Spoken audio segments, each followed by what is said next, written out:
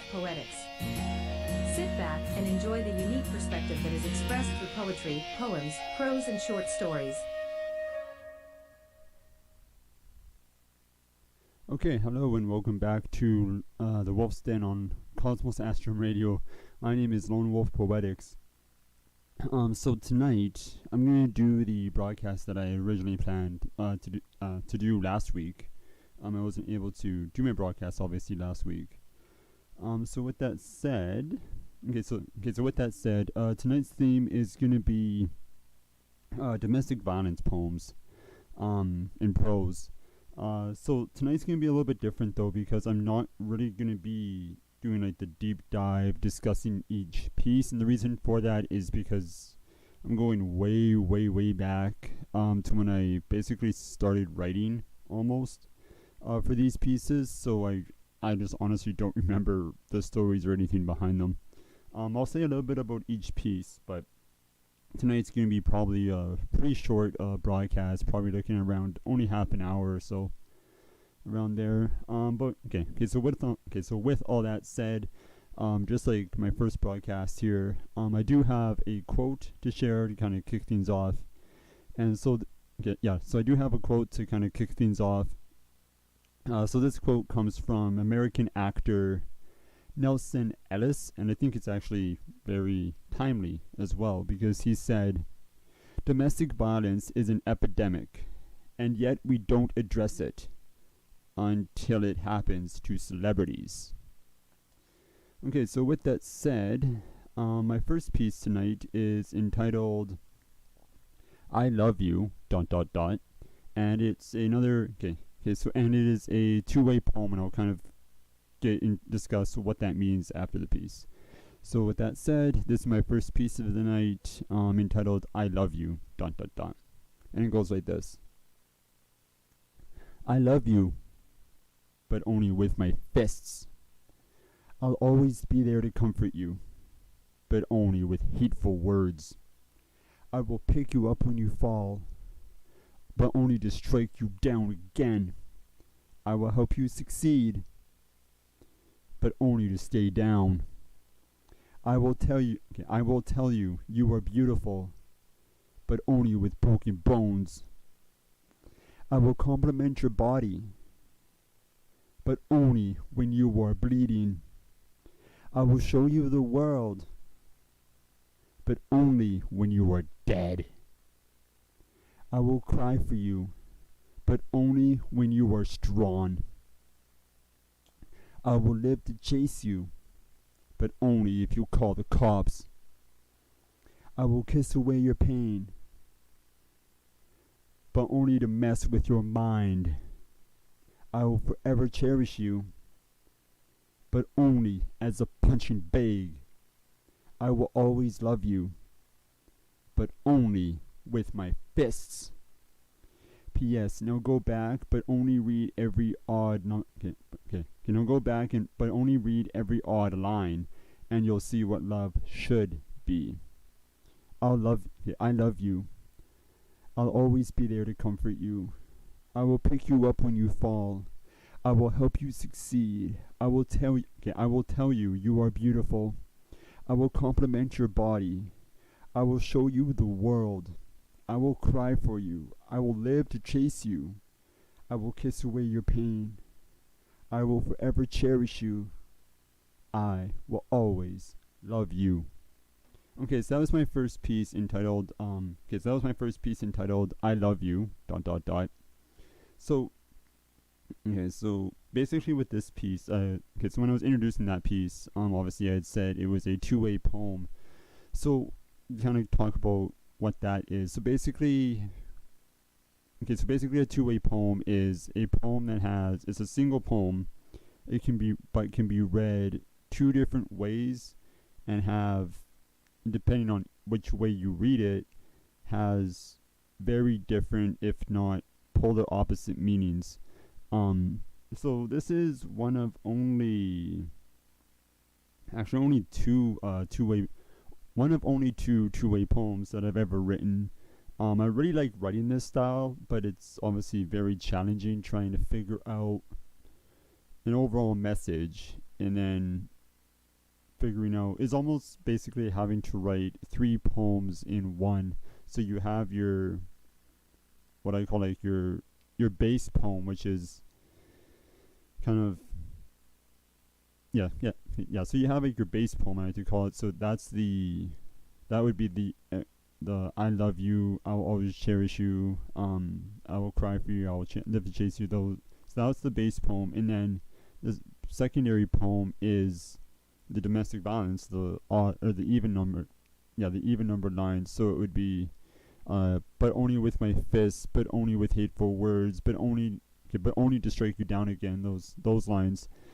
So we have primary, which is like the I love you lines, the I'm gonna beat you up lines, which is what I kind of refer to as like the secondary poem, and then the final one is obviously putting them together. But not only that, then so you have to put them together, but then it also has to make sense, cohesively as one solid poem, but then still makes sense as individual poems. So like I said, this is a style that I really enjoy the challenge of writing, but I don't do it that often because it is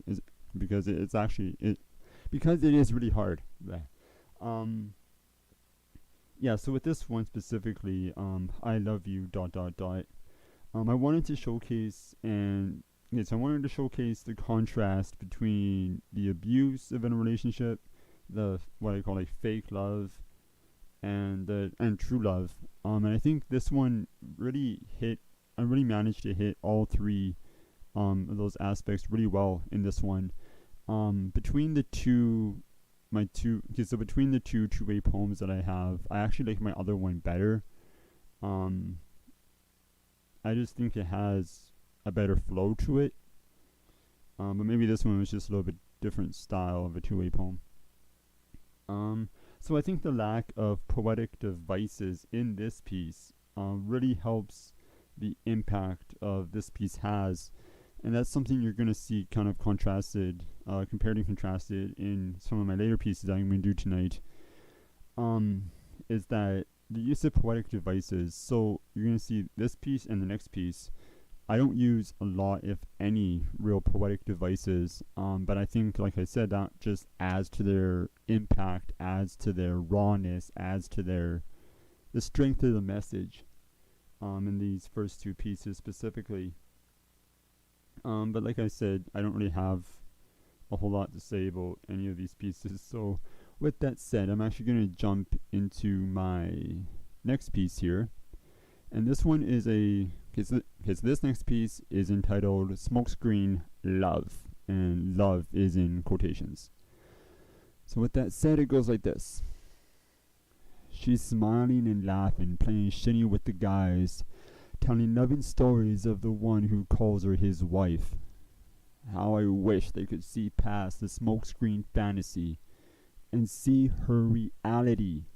The beating before the forced unto love, the shattered glass in the living room boxing ring, and the addiction to his unforgiving fists. I've thought about helping, but what good would that do? Save her for a night or 2, then what? Wait for that monster to beat her so bad it's murder? So instead I confine myself to praying every night that she may survive to see tomorrow's wretched sunrise, awakening to the smokescreen of the gentle, kind-hearted man he used to be. Nah, forget that. He was never anything but a cowardly, worthless, lowlife piece of shit. But what do I know? Talking about how I'm gonna do this, or how I really want to do that. Really just talking shit. Like a freaking pawn in his game, I sit idly by, adding to the toxicity of his smokescreen love illusion. Okay, so that was my piece entitled Smokescreen Love, and again, love is in quotations there. So with this piece, I wanted to include this piece because it highlights an aspect of domestic violence that honestly, it's not normally talked about or thought about or even really highlighted in any way. And that's someone like a friend, someone like a family member, someone like a colleague who's kind of, who knows what's going on, but kind of is on the outside looking in and like maybe wants to help. Clearly wants to help, but just doesn't want to make things worse, and knows that's a very real possibility. Yeah, so I think this one is just a really interesting to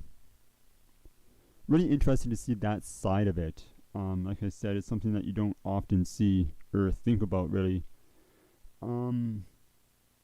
Yeah, so I really love. So with this piece, I love how well I captured that sense of helplessness, or, helplessness, with this piece.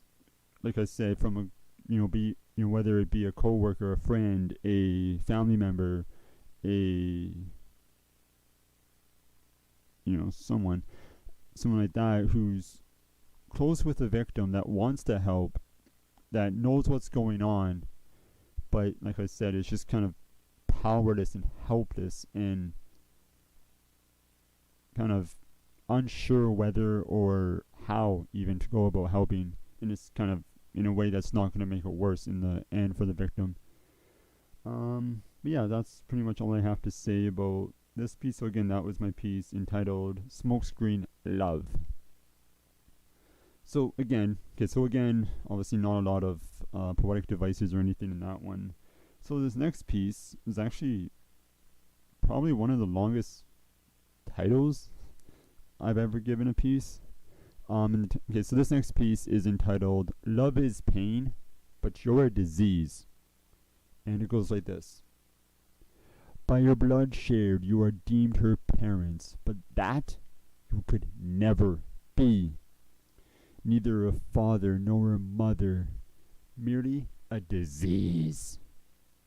You tear her down and bring her to cry seas, with words used as weapons that cut without a bruise, yet still leave her mind and spirit abused. Every wretched name and verbal attack scar and maim just the same. The pain from your venomous game, forever evident in her blood-streaked eyes and echoing upon her shaky voice. Yes, it is true, no family is ever perfect, and love is pain, but you are nothing but a disease. Parasitic and toxic, unworthy to even breathe. Every tear she cries because of you makes my blood seethe, and in my eyes I fantasize to be the servant of your demise. God, what I wouldn't give to free her from your fists and lies. Okay, so that was my piece entitled The Love is Pain, but You're a Disease. So with this one is, because this was kind of interesting, there's a couple years gap between when I wrote this poem, obviously Love is Pain, but You're a Disease, and when I wrote Smokescreen, quote unquote, Love. But so unintentionally, this piece, at least to me, seems like kind of like a part 2 or like a continuation of Smokescreen Love. Maybe, I guess to me it sounds like that person who is on the outside, kind of looking in, maybe it was a friend, colleague, whatever, has finally been able to get that person,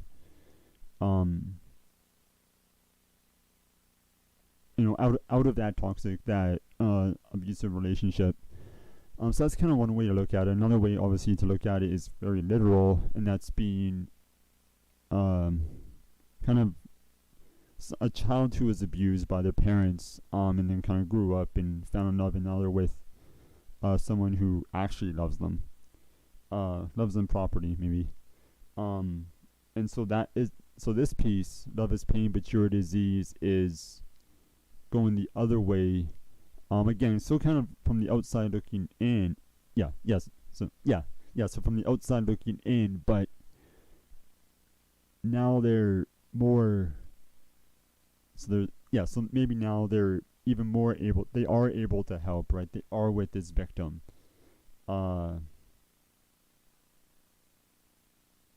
Yeah. So unlike the last two pieces, obviously, this piece does have like subtle rhyming, kind of going through it, and I think that is actually what helps this piece.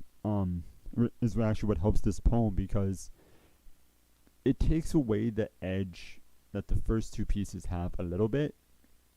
And this one still has a very sharp edge, obviously, but I think that very subtle rhyming just takes the edge off just a little bit, and makes it just a little bit more approachable, a little bit more palatable, but still very, very impactful. And I think so I think it kind of not makes it more impactful, but I think it makes it more impactful in a different way. I think this piece, because of that subtle rhyming, it sticks within your head a little bit more than the last two pieces. Which is not necessarily a bad thing. So that pretty much wraps up everything I have to say about Love is Pain, But You're a Disease. So this next piece, this is by far the oldest piece of the night, and I think it's actually one of the oldest pieces I still have, that I haven't lost or gotten thrown out, scrapped, or whatever. So this piece is entitled Fear. Because this piece is entitled Fear. And I wrote this piece on May 18th of 2009. I really started writing poetry in around 2005, about 2005, 2006. So at this point, I was still very new to writing. But this is honestly one of my all-time favorite pieces. So like I said, this piece is entitled Fear, and it goes like this. It's 3:30 in the afternoon, time to go home. But what is home? It's the place that holds my fears, the four walls that hide the blood, that muffle the screams, that conceal the rage, like I know my mom does with her black and blue stained skin. Although he never touches me or my sister, we feel our mother's pain. She tries so hard to hide the scars and tears, but he always makes us watch his sick and demented games like they were a three-ring circus or a game I played at school. My mom does her best to stay strong, but we know the truth. Deep down, but not too far. Deep down, but not too deep down. Just below the surface, she fears not for her own health, but for our safety. But yes, she is afraid of him. That's why she lets him back in day after day and night after night. I pray to myself that this will be the last time. The last time I cry myself to sleep, but I've learned better. Because no matter how hard I hope and pray, I hear them fighting. I can hear her crash to the ground or slam into a wall. And I can only imagine myself being able to stop him, or at least help her. But I am both too small and too scared. God, I hate this fear. I try and tell people at school, my friends and teachers, but they don't believe me. Why not? Why would anyone want to joke about this? I have to go see Mom in the hospital tonight. Last night she never did get up. My sister found her sleeping in the kitchen. I don't even want to think about what that did to her.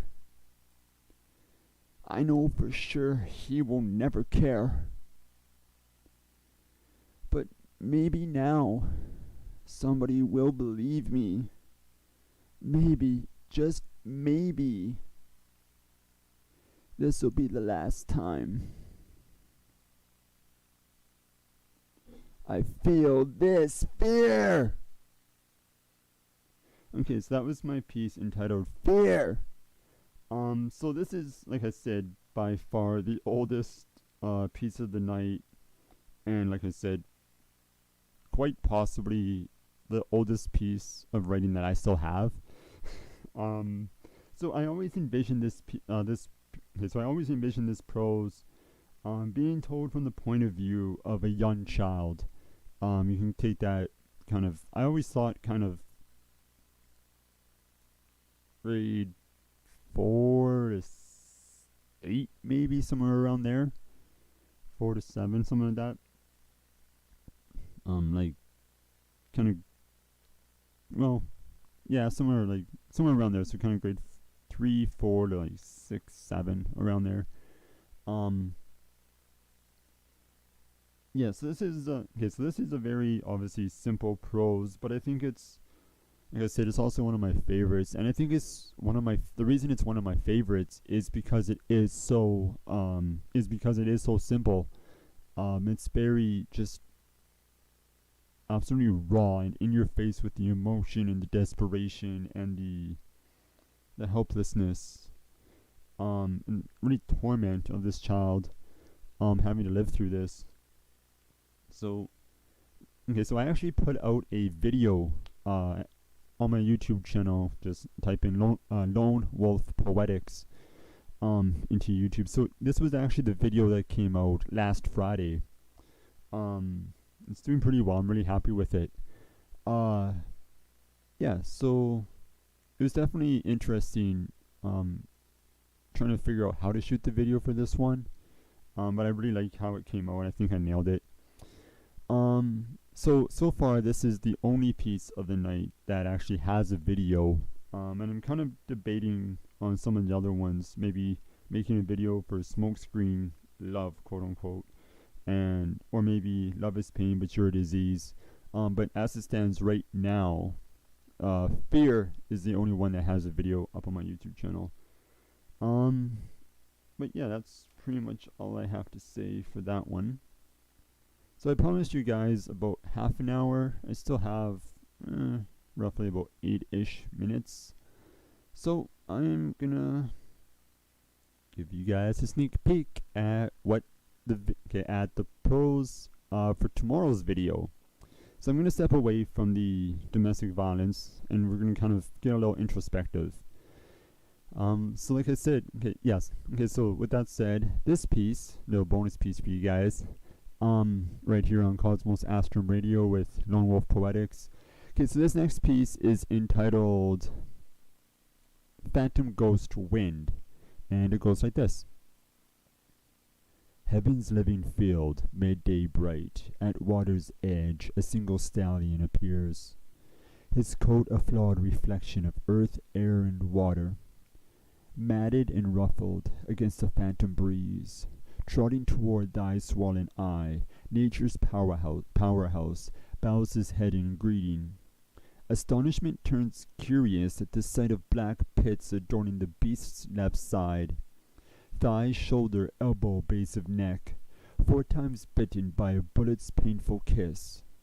4 times bitten by a bullet's painful kiss, yet no blood, no sign nor hint of pain. Is it dead? Is this but an illusion dreamt? The silence between us kept, in the words unsaid. What is the message meant? Windows to the soul beneath. Through eyes I see a troubling story, playing out like a Spielberg fantasy, though not as it should be. The history is not that of this majestic stallion. Instead, it is mine.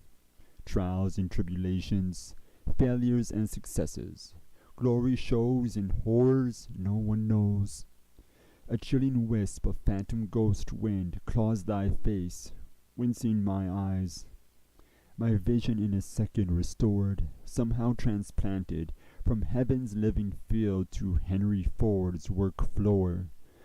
Never since have I seen the apparition of that powerful animal, its coat a flawed reflection of earth, air, and water. His left side bearing the burden of being 4 times bitten by a bullet's painful kiss. His appearance, I know, was not an illusion dreamt. I know now the message meant in the silence between us that was kept. Pray do I to never see that beautiful stallion, nor feel the daunting claws of his phantom ghost wind again.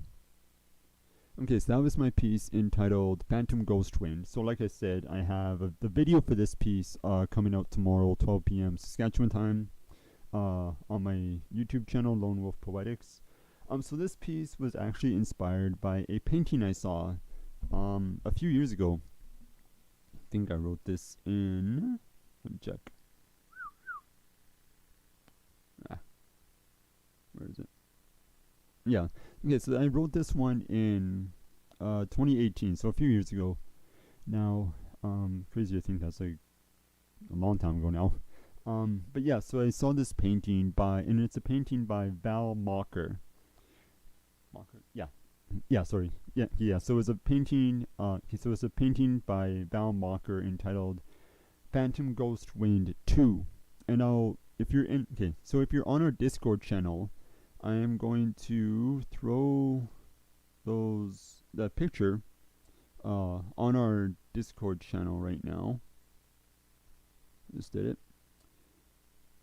So you can see that, and I will also upload.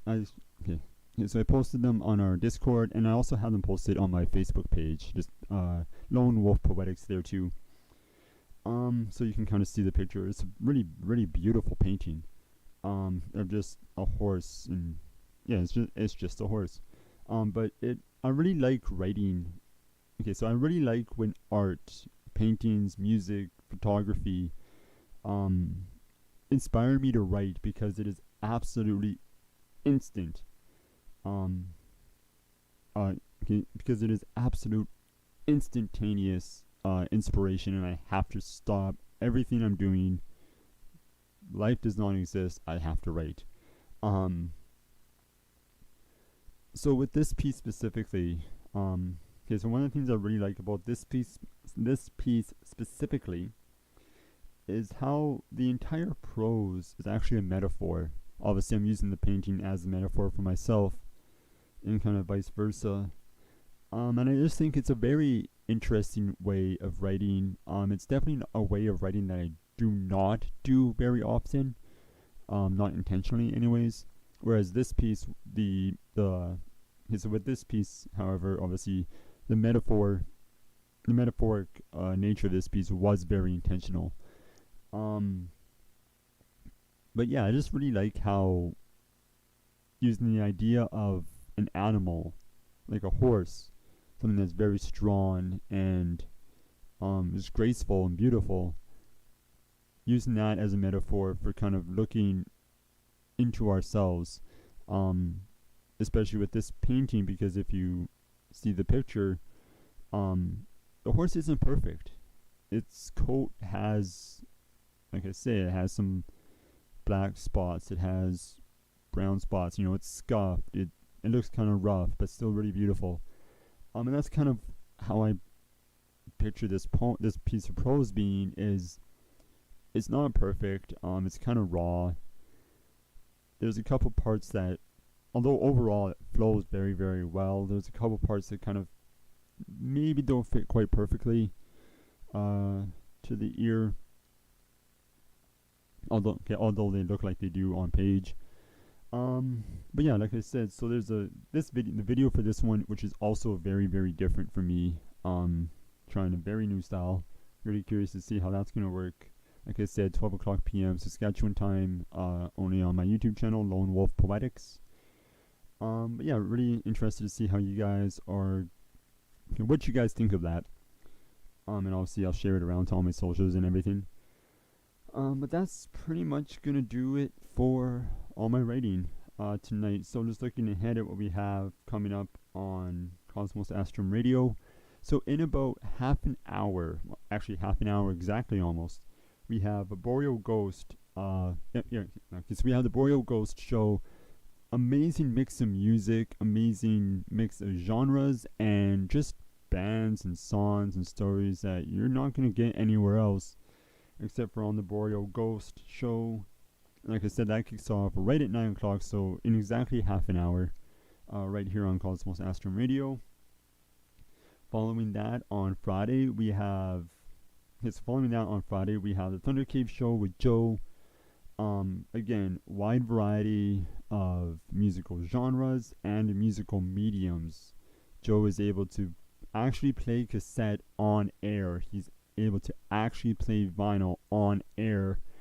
I don't know if he's done the 8-track yet. I know he was looking at that. I wouldn't put it past him. But yeah, so one night you might get something heavier, you might get something lighter, you might get some metal, you might get rock, you might get rap. That's one episode. So definitely check out. So definitely check out Joe's show. Like I said, that's the Thunder Cave show with Joe. Friday night from 9 to 10 p.m. Saskatchewan time. Following that, if you can stay up for it, on Saturday morning from 1. So Saturday morning starting at 1 a.m. to 2 a.m. we have Loki's Laughs, which is always a great hour of very, very funny music.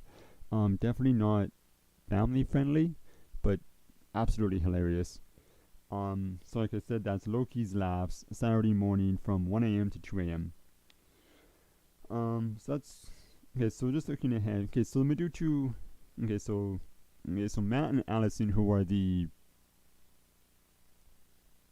extraordinaires of Cosmos Astrum Radio, at their house, at House Madutu, their house in Milestone, Saskatchewan, on Saturday. They're having Beaver Tails. So they are having the Beaver Tails food truck and live entertainment from a one-man band. I can't remember the guy's name. I know he's supposed to be amazing. He does like bluegrass, I believe, or something like that. So that should be really, really interesting. That kicks off on Saturday, beginning at 12 p.m. And if you come by, you just might see some of your favorite DJs from Cosmos Astrum Radio. I'm hoping I can make it out there for a little while. Would love to meet you guys. All the other I think a bunch of other broadcasters are going to be out there, or planning to be out there anyways. It's going to be a great time. Like I said, that's the House Madutu in Milestone, Saskatchewan. Saturday afternoon. So Saturday kicking off at 12 p.m. So for myself, for Lomo Poetics for myself, on Cosmos Astrum Radio, next Thursday, the theme is I am going to sound off against society. So that should be really interesting. I've been teasing some of those, some of the pieces I'm going to be doing next week. I've been teasing them these last two broadcasts, so it should be really, really fun. Looking forward to it. Like I said, that's going to be next Thursday right here inside the Wolf Stand on Cosmos Astrum Radio with Lone Wolf Poetics. But yeah, that's all I have for you guys tonight. Just a nice kind of short and sweet episode tonight. Next week will be longer, a lot more discussion, a lot more kind of tearing some of my pieces apart, which is always fun.